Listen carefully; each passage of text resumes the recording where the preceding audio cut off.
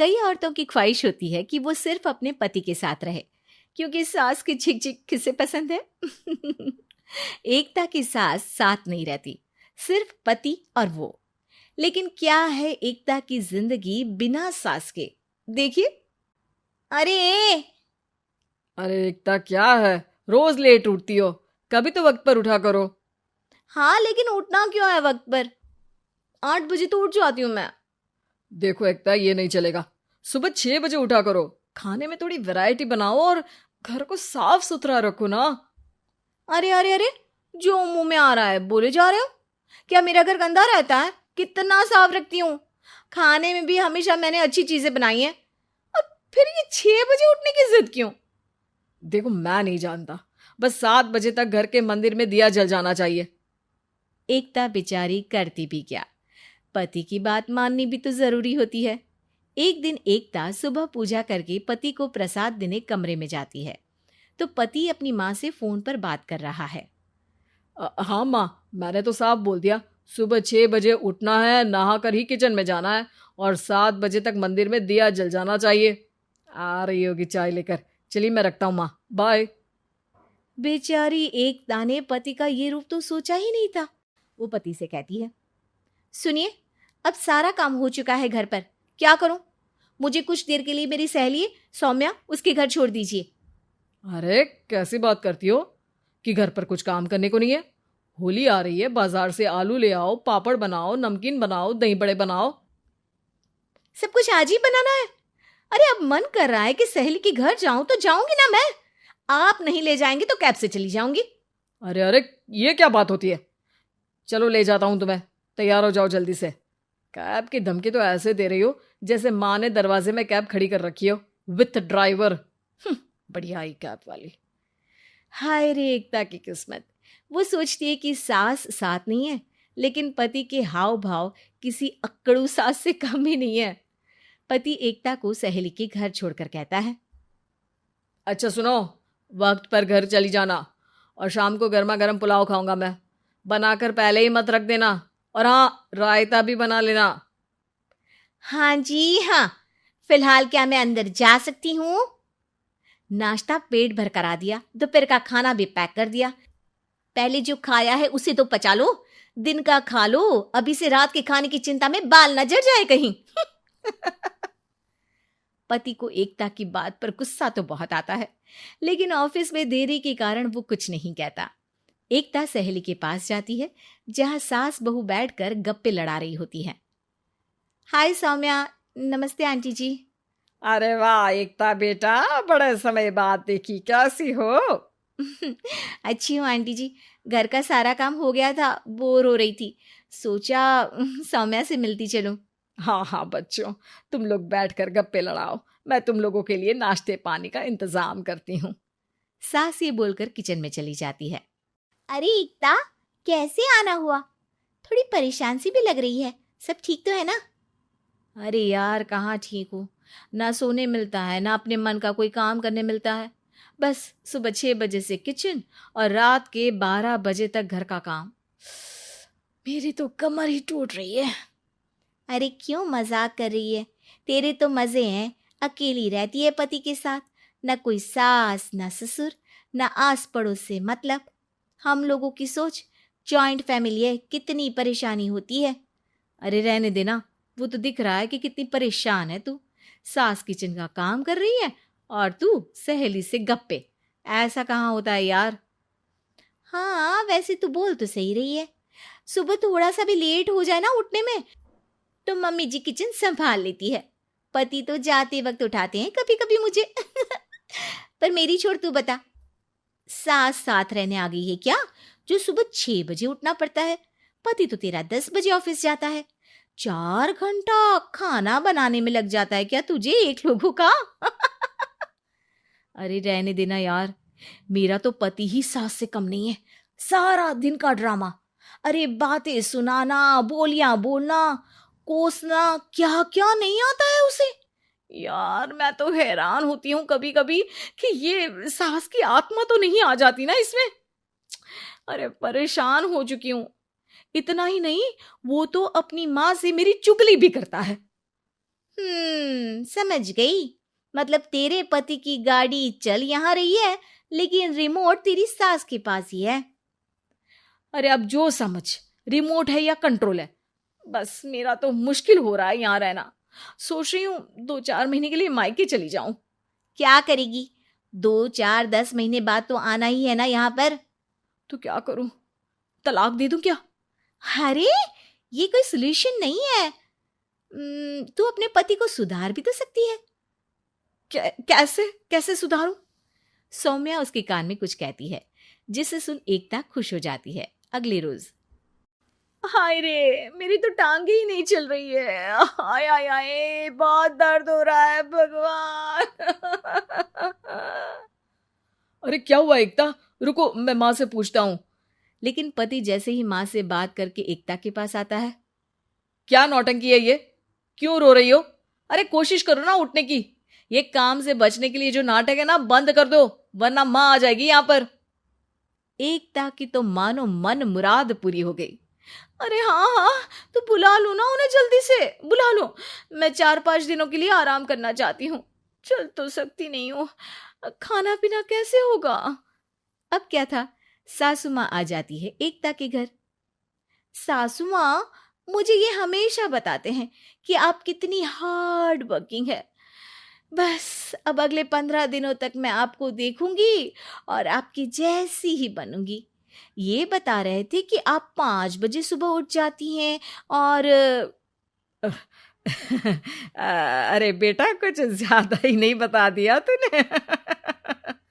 अब नहीं माँ, मैं चाहता हूं कि ये आपकी तरह तौर तरीके सीखे, जैसा आप मुझे बताती है ना। मैं तो हमेशा हॉस्टल में रहा, कभी देखा भी नहीं आपको, लेकिन मैं चाहता हूं कि एकता पूरी आपकी कॉपी बने, घर गृहस्थी आप ही की तरह संभाले। हैं? हाँ। तो अब माँ जी यही है, तो क्यों न कल से शुरू। लेकिन अगले दिन सास 9 बजे सोकर उठती है। बेचारा बेटा बाहर से खाना मंगा कर खाता है। शाम को घर आता है तो सारा घर बिखरा रहता है। अरे माँ, ये घर इतना बिखरा क्यों है? अरे वो बेटा, आज वक्त ही नहीं मिला किचन से। सुबह का नाश्ता, दिन का खाना, अब रात को तो मेरा मन ही नहीं है कुछ बनाने का, तो बाहर से ही ले आ, या दिन का जो खाना बचा है ना वही खा लेना। ओ माँ, इससे अच्छा तो एकता घर रखती है। भले ही आराम आराम से काम करती है, लेकिन आज तक मुझे बासी खाना नहीं खिलाया। खुद तो तुम 9 बजे उठी हो, वो तो फिर भी 8 बजे उठती थी। अरे बेटा, मेरे बस की नहीं है 8 बजे उठना। वो तो ना मैं झूठ बोल रही थी। मैं तो चली अपने घर। अरे कम से कम तेरे पापा मुझे सुबह की चाय खुद तो बना कर देते हैं ना। ना जी ना, मुझे नहीं रहना अपने बेटे के पास। ये बोलकर सासू माँ चली जाती है अपने घर और एकता की लाइफ फिर से सेट हो जाती है बहुत अच्छी तरह। सास वाला पति यानी शादी ऐसे घर में जहां सास हो। है ना अजीब? ना, मैं तो शादी उसी लड़के से करूंगी जिसके माँ बाप दोनों हो। पागल है क्या? क्यों फालतू का स्यापा पालना चाहती हो? उन्हें कैसे कोई स्यापा बोल सकता है जो हमें पाल पोस कर बड़ा करते हैं। और वो घर भी क्या घर है जहाँ ना माँ हो ना पिता। ना, मैं नहीं करूँगी ऐसे लड़के से शादी जहाँ माँ बाप ना हो। सौम्या की इस अजीब सी शर्त के कारण कई घरों में उसकी शादी नहीं हो पा रही थी। देखिए ना सौम्या के पापा, ये कैसी जिद है लड़की की। अच्छे लड़के मिलते हैं, लेकिन किसी के पिता नहीं तो किसी की माँ नहीं, किसी के दोनों है तो लड़का ठीक नहीं। अरे तुम्हारी बेटी में इतना गुण है कि उसके लिए लड़कों की कोई कमी नहीं है। वैसे भी अभी उम्र ही क्या है उसकी, हो जाएगी शादी, फिक्र मत करो। माँ को पिता की बात समझ में नहीं आती। वो मंदिर के लिए निकल रही होती है कि सामने उसे उसकी दोस्त आती दिखती है। अरे कैसी हो? ये लो मेरी बेटी श्रुति की शादी का कार्ड। वो क्या है ना, आजकल कब अच्छे लड़के बुक हो जाते हैं पता ही नहीं चलता।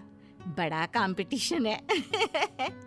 मैं तो कहती हूँ तुम भी जल्दी से कोई अच्छा सा लड़का देखकर सौम्या की शादी कर दो। वैसे बोलो तो एक लड़का है। अच्छा, क्या करते हैं लड़के के माँ बाप? अरे देख, लड़का तो लाखों में एक है, घर में सिर्फ माँ है। पिता तो जब वो छोटा सा था तभी स्वर्ग सिधार गए हैं। अरे फिर तो तू रहने ही दे। वो क्या है ना, मेरी बेटी को ऐसा घर चाहिए जहाँ सास ससुर दोनों हो। देख ले, छोटी सी जिद के कारण इतना अच्छा लड़का कहीं खो ना दो।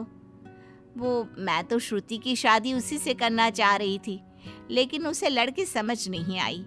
अरे तू सौम्या के लिए देख लेना। दे दे नंबर, मैं अकेले ही जाकर कल बात करके आती हूँ। अगले दिन सौम्या की माँ लड़के के घर जाती है। आइए आइए, मुझे आपकी सहेली ने बताया था आज करण भी घर पर ही है। सौम्या की माँ सारी बात करके जैसे ही सौम्या की फोटो सामने रखती है, उसे लड़की पसंद आ जाती है। मुझे लड़की पसंद है। मुझे भी बेटा आप बहुत पसंद हो। मैं सौम्या से आपको मिलवा देती हूँ, आप लोग कल आ जाइए। लेकिन बस एक समस्या है। क्या लड़की शादी नहीं करना चाहती है? अरे नहीं नहीं बेटा, मेरी बेटी शादी तो करना चाहती है, लेकिन सिर्फ उस घर में जहाँ माँ पापा दोनों हो। लेकिन मेरे पति का देहांत हुए तो 20 साल हो गए हैं। तभी उन लोगों के घर की घंटी बजती है। अरे मल्होत्रा अंकल आए हैं माँ। क्या है ये, क्या करने आए हैं? बोला तो नहीं करनी है शादी। अरे लग रहा है कि करण के लिए काफी लड़कियों के रिश्ते आ रहे हैं। नहीं, ये तो मेरी माँ के लिए रिश्ता आया है। वो क्या है कि माँ और अंकल दोनों ही एक दूसरे से शादी करना चाहते थे। पापा जल्दी ही स्वर्ग सिधार गए थे तो। अरे तो बहन जी, आपको शादी कर लेनी चाहिए। देखिए ना मैडम, मैं तो कब से इन्हें बोल रहा हूँ कि शादी कर लो, शादी कर लो। मेरा तो अमेरिका का परमानेंट वीजा भी लगा है, बुढ़ापा वहीं काटेंगे, लेकिन नहीं। जिससे बात कर रहे हो ना, वो अपनी बेटी का रिश्ता लेकर आई हैं। क्या सोचेंगे हमारी फैमिली के बारे में? अरे नहीं, मैं इन चीजों को नहीं मानती हूँ। अच्छा ही है ना, खुश रहने का हक तो सभी का है, चाहे वो किसी भी उम्र में क्यों ना हो। आपने अपनी जिंदगी में पति का मतलब समझा ही कितना। आपकी जिंदगी तो करण को पालने में ही लग गई होगी। करण की माँ सौम्या की माँ को ध्यान से सुन रही थी। हाँ बहन जी, ये तो ठीक कहा आपने।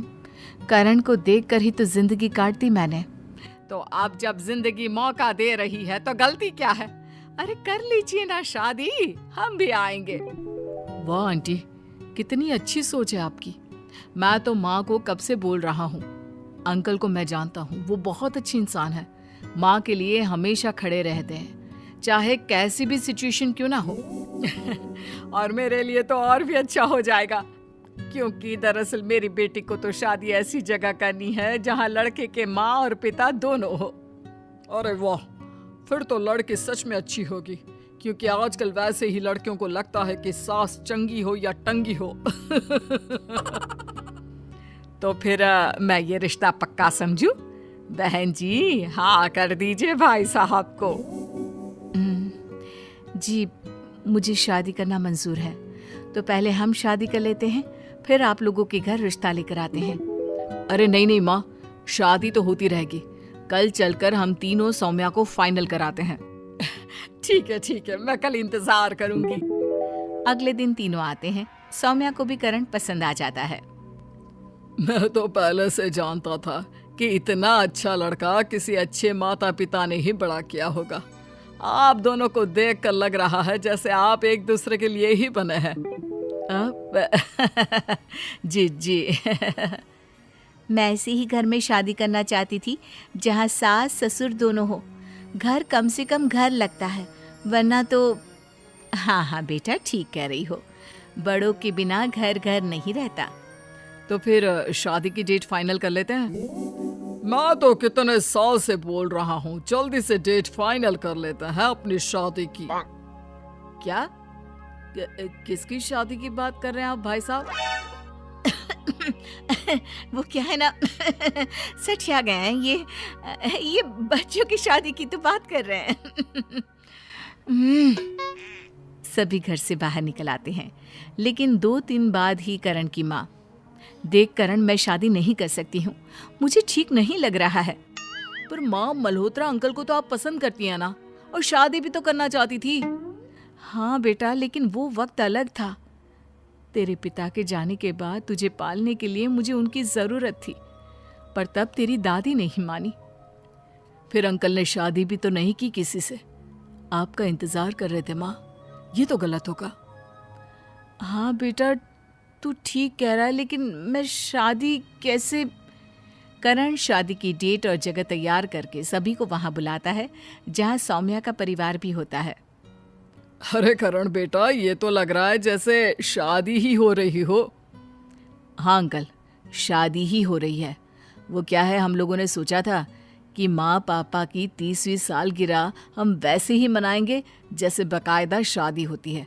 आप बस एंजॉय कीजिए। पापा, ये शादी की सालगिरह ऐसे मना रहे हैं तो शादी कितनी धूमधाम से करेंगे। हाँ बेटा, ऐसा ही घर चाहती थी ना तू। अब तो तुझे लड़का पसंद है ना।